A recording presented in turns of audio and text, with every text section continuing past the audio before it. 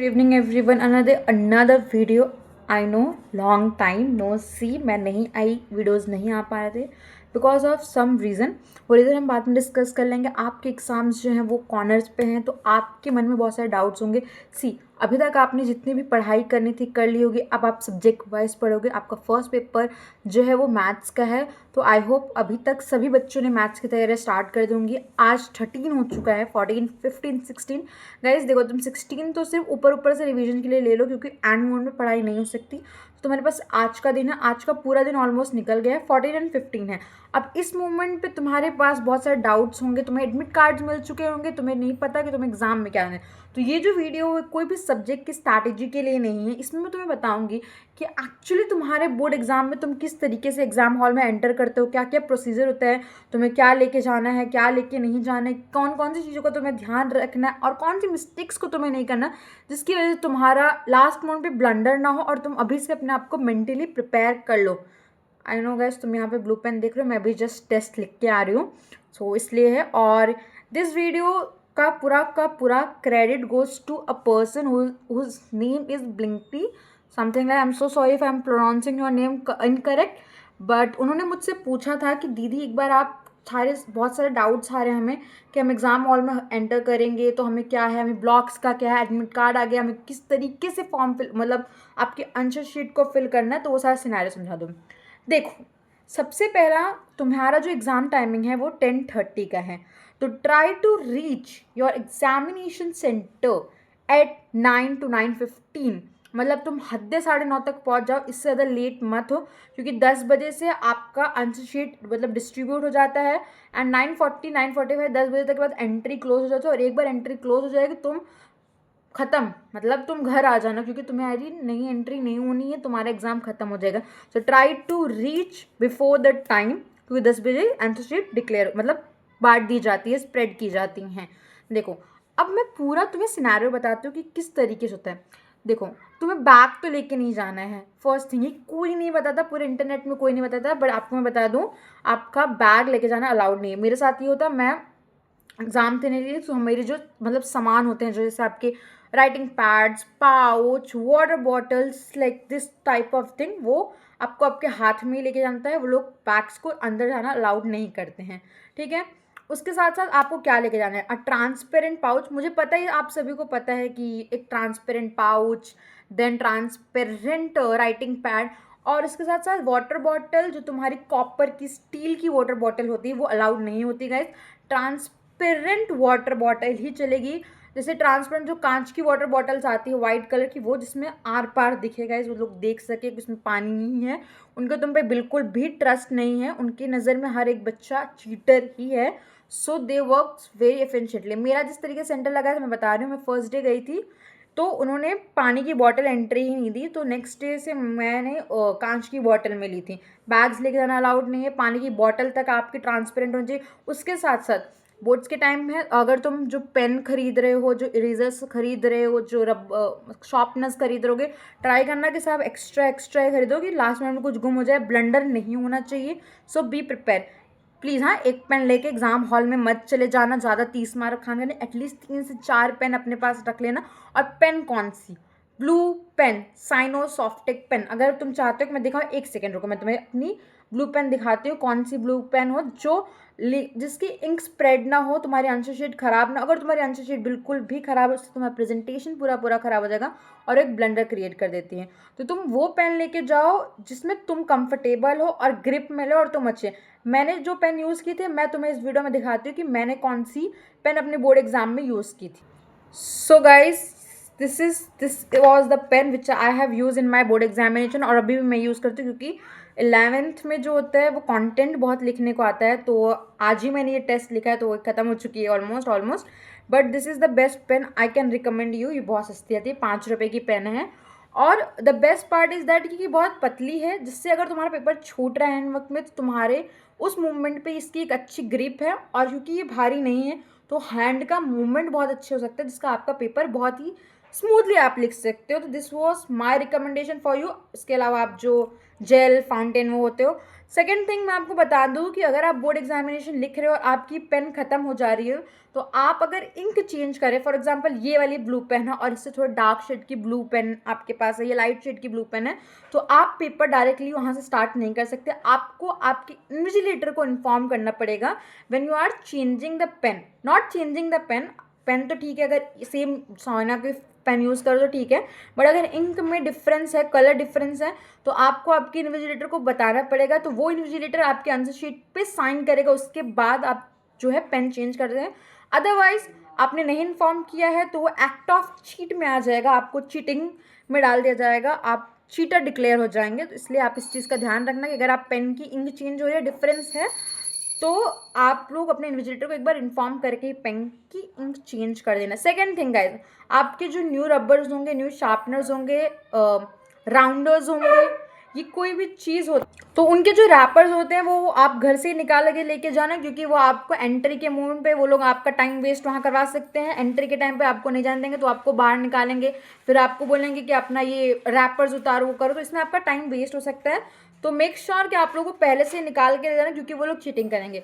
देखो कुछ कुछ एग्जाम सेंटर में ऐसा भी होता है कि वो लोग वॉच भी अलाउड नहीं करते। देखो स्मार्ट वॉच तो वैसे भी अलाउड नहीं, इट इज़ मतलब restricted, you can not wear smart watch. पर जो एनालॉग वॉचेस होती हैं वो मेरे सेंटर पे अलाउड नहीं थी। मेरा जो सेंटर था वो डीपीएस में लगा था। सो डीपीएस में जो टीचर्स थे उन्होंने एनालॉग वॉच को अलाउ नहीं किया था, क्योंकि जिस रूम में हम थे हर रूम में एक वॉच थी, तो उन्होंने हमें एनालॉग वॉच भी अलाउड नहीं किया था। तो आप एक बार पता आप देख लेना फर्स्ट डे कि अगर आपको अलाउड करते हैं तो आप जा सकते हैं, नहीं करते हैं तो आप वॉच भी नहीं पहन सकते हैं, वॉच भी अलाउड नहीं होता। अब बात करते हैं कि दीदी एडमिट कार्ड मिल गया, रोल नंबर मिल गया, पर उसमें ब्लॉक तो पता ही नहीं, हम कहाँ बैठेंगे, किस तरीके से बैठेंगे।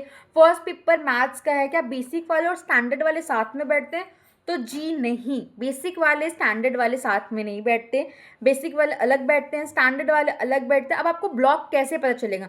तो when you enter to examination hall, वहाँ पे एक सॉफ्ट बोर्ड लगा रहेगा, आपका एक नोटिस बोर्ड टाइप का बना रहेगा, जहाँ पे मैं बता रही हूँ मैंने किस तरीके से, तो वहाँ पे आपके जो होते हैं ब्लॉक नंबर्स में लिखे होते हैं, ब्लॉक 2, ब्लॉक 3, ब्लॉक 4, और अगर फ्लोर वाइज है तो फ्लोर भी मेंशन रहता है उसमें। आपकी क्लास में जैसे ब्लॉक 7 है, फॉर एग्जांपल ब्लॉक 7 में 1,05,000 से लेके 1,15,000, 1,05,000 से लेके 11,105 से लेके 1,21,000, 1,21 लास्ट नंबर है, वहाँ तक बच्चे हैं, तो वो मेंशन होगा कि ब्लॉक 9 में ऐसे बच्चे हैं। अदरवाइज वहाँ पे आपकी हेल्प के लिए बहुत सारे टीचर्स जो होते हैं, बहुत से इन्विजिलेटर अवेलेबल होते हैं। तो आप अपना क्लास का आप अपना एडमिट कार्ड हाथ में ही लेके रहेंगे, ऑफकोर्स बैग्स तो अलाउड नहीं है, तो वो आपकी हेल्प कर देंगे आपके ब्लॉक तक पहुँचने के लिए। और फिर आपकी सीट पे आपका जो भी रोल नंबर रहेगा वो मेंशन होगा, इस हिसाब से आप अपने रोल नंबर के अकॉर्डिंग अपनी अपनी सीट पे बैठ सकते हैं। तो अगर जिन बच्चों को ये डाउट है कि हमें ब्लॉक कैसे पता चलेगा, हमें कहाँ बैठना है, क्योंकि फर्स्ट टाइम है और क्लास में जो स्कूल में एग्ज़ाम होता है बहुत ही डिफरेंट होता है, और जो बाहर एग्जामिनेशन होते हैं जो आपका फर्स्ट बोर्ड है, आई नो ये लिटिल डिफ़िकल्ट है।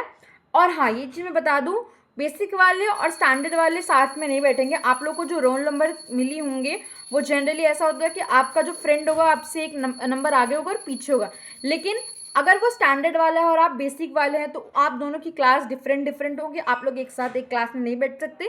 Same with English literature and English communicative, जो बच्चों की लिटरेचर है वो अलग क्लास में बैठते हैं और कम्युनिकेटिव वाले अलग क्लास में बैठते हैं। वो आपको कैसे पता चलेगा? और जनरली क्या होता है कि आपके हर दिन ब्लॉक्स चेंज भी हो जाते हैं, तो मेक श्योर जब भी आप क्लास में मतलब आप अपने एग्जामिनेशन सेंटर पे पहुंचते हैं तो एक बार अपना वो नोटिस बोर्ड चेक कर लीजिए कि क्या आज क्लास सेम है, कहीं अलग तो नहीं होगी, क्योंकि मैथ्स और इंग्लिश के एग्जाम में जनरली ये होता है कि आपके ब्लॉक्स चेंज हो जाते हैं, आप साथ में नहीं बैठते, आपके अलग अलग ब्लॉक्स होते हैं। तो आप प्लीज़ एक बार रोज वो जाके देख लेना, और वो बहुत डिफिकल्ट नहीं होता। सिंपली आपका फॉर एग्जाम्पल ब्लॉक नंबर 8 है और लेट्स एग्जाम्पल आपका रोल नंबर 1 to 20 है, आई नो 1 to 20 नहीं मिला आपको, कुछ लाखों में 6 डिजिट का रोल नंबर मिलता है, तो वो रोल नंबर आपके लास्ट के आप डिजिट देख लेना कि कहाँ से कहाँ तक आ रहा है। फिर आप जैसे वो क्लास में जाओगे ना तो आपकी क्लास में 2 इन्विजिलेटर आएंगे। बोर्ड एग्जामिनेशन में क्लास में 2 इन्विजिलेटर आते हैं जो क्लास को मॉनिटर आउट करते हैं। इस हिसाब से ये चीज़ें हो जाएंगी, तो आपको ब्लॉग ढूंढने में बहुत डिफिकल्टीज नहीं आएंगी, और अगर आती हैं तो वहाँ पे बहुत सारे लोग होंगे जो आपकी हेल्प के लिए बैठे होंगे, तो आप किसी को अप्रोच करना, वो आपको क्लास तक पहुँचा देंगे। और फर्स्ट डे ये सारी चीज़ें में बहुत झंझट आती है, आपको समझ में नहीं आएगा, तो इस हिसाब से आप अपना ब्लॉग ढूंढ लोगे। तो आई होप आपको पता हो गया कि आपको क्या लेके जाना है, क्या नहीं लेके जाना है। और प्लीज़ हाँ, लेट मत जाना। फर्स्ट डे तो डिफ़िकल्टीज़ बहुत आएंगी, कन्फ्यूजन्स बहुत आएंगे, लोग होंगे आपके हेल्प के लिए। मैं हूँ, अगर और कोई डाउट है तो कमेंट सेक्शन में करना।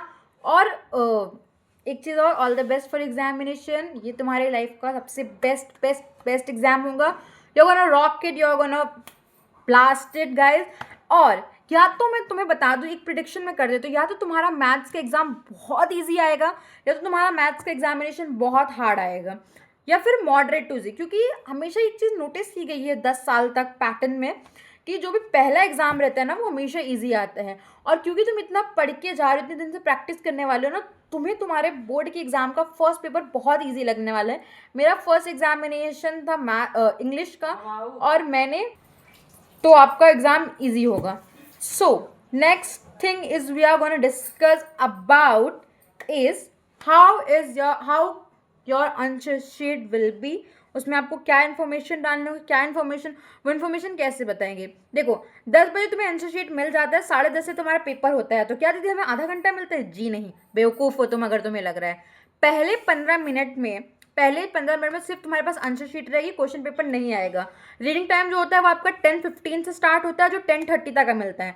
तो पहले 15 मिनट में तुम्हें पूरी की पूरी आंसर शीट फिल कर लेनी है। अब वो तुम्हें कैसे करनी है, देखो, अगर तुमने मॉक टेस्ट, जो मॉक पेपर्स आते हैं वो लगाए हैं, तुम्हें आइडिया होगा किस तरीके से करना है। बट अगर नहीं है तो तुम सुन लो, अभी मेरे पास है नहीं, अदरवाइज मैं तुमको बता देती। तो तुम्हारे जो होंगे वो ब्लॉक कॉर्नर्स में ऐसे ब्लॉक वाले जो होते हैं, डब्बे डब्बे डब्बे डब्बे आएंगे, जिसके अंदर तुम्हें अपनी डिटेल्स फिल करनी होगी। उसमें क्या क्या आएगा, देखो, नाम तुम्हें कहीं अपना मेंशन नहीं करना होता। सबसे पहले तुम्हें अपना रोल नंबर मेंशन करने का। रोल नंबर कहाँ, तुम्हें एडमिट कार्ड में तुम्हारा रोल नंबर लिखा होगा। उसके बाद तुम्हारे पेरेंट्स का एक का नाम पूछेंगे सिंपली, फिर नीचे तुमसे एक साइड, मैं तुम्हें बेसिक बेसिक तुम्हारा स्कूल नेम पूछेंगे, स्कूल का कोड। तुम्हारे एडमिट कार्ड में साइड में तुम्हारे स्कूल का कोड भी मेंशन पड़ा है, अगर तुमने एक भी बार अपने एडमिट कार्ड को एनालाइज किया है। Then your subject, then date, and subject के साथ सब्जेक्ट कोड भी रहेगा, जैसे इंग्लिश का कोड रहता है, IT का कोड रहता है, सारा वो तुम्हारे एडमिट कार्ड में साइड साइड में लैंग्वेज, मतलब जो भी तुम्हारा सब्जेक्ट है उसके साथ उसका एक कोड लिखा है, तो वो सारी चीज़ें मेंशन करनी होती है। नीचे तुम्हें क्या होता है, तुम्हारी एक साइन लगती है। ये तुम्हारी बेसिक बेसिक इन्फॉर्मेशन है जो तुम्हें ब्लॉक लेटर्स में ही फिल करनी होती है, याद रखना। और इसके साथ साथ तुम्हारा जो इन्विजिलेटर होगा वो तुम्हें फर्स्ट डे इन्फॉर्म करेगा किस तरीके से क्या करना है, उसके बाद ही आप अपना आंसर शीट फिल करेंगे। बहुत ईजी होता है, बहुत ज़्यादा कन्फ्यूजन नहीं होती।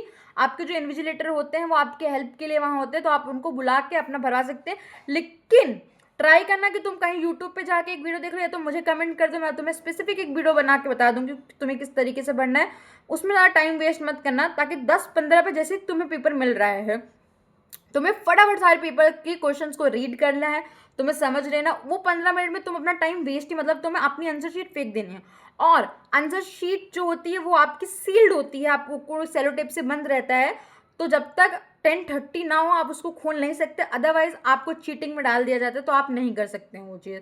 ठीक है, क्वेश्चन पेपर मिल रहा है, आपको अपने क्वेश्चंस को पढ़ना है, एनालाइज करना है, आपको कौन से क्वेश्चन करने हैं, कौन से क्वेश्चन नहीं हो करने हैं, आपको वो मार्किंग कर लेनी है। इसके साथ साथ आप जैसे मैथ्स का एग्जामिनेशन है, तो अगर आपके पास टाइम बचता है तो आप MCQ सॉल्व कर सकते हैं माइंड में ही अपने, तो वो चीज़ें कर सकते हैं।